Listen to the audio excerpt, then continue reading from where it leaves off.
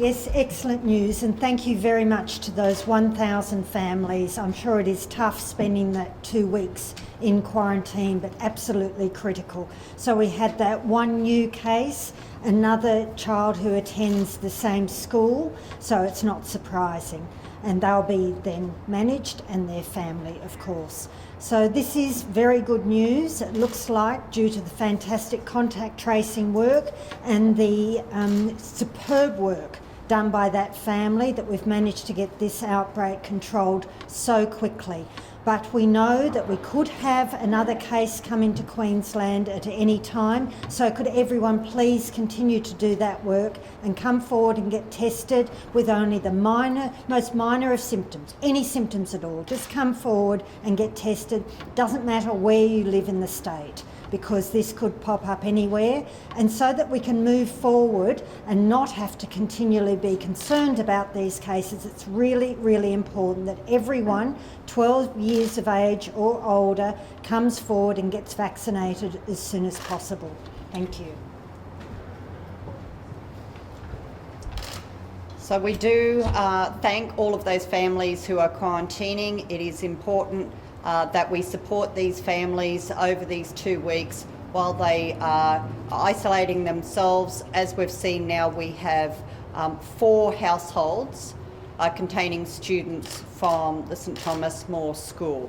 So once again, it reminds all of us the importance of contact tracing and quarantining as quickly as possible, and remembering how all this started, which is a mum having the sense to taking her daughter to go get a COVID test even though she only had a headache. So we thank everyone who's coming out and getting tested for even the most mild of symptoms.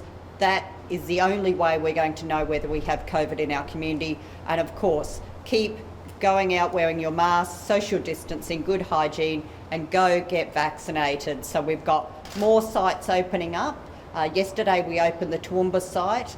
We have Cairns, of course. We now have the Brisbane Entertainment Centre, the Brisbane Convention and Exhibition Centre, and many sites right across Queensland. So please jump online, find your local GP, your community pharmacy, or a Queensland Health Community Hub, and go get vaccinated.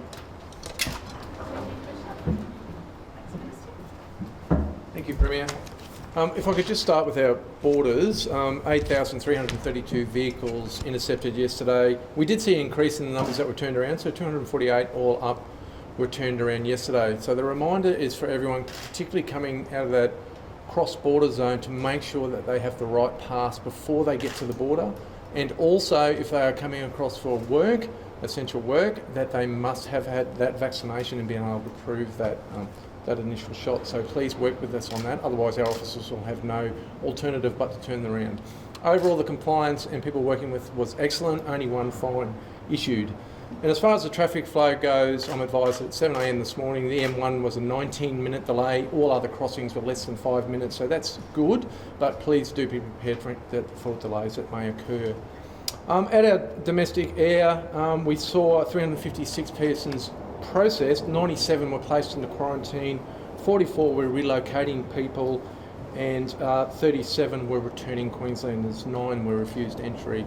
So again, for people coming back into Queensland from interstate, they must do the system as it applies now, particularly for returning, relocating Queenslanders. If they do not have a special exemption, they need to apply for the border pass, upload the evidence they need of where their residence is and proof of identity.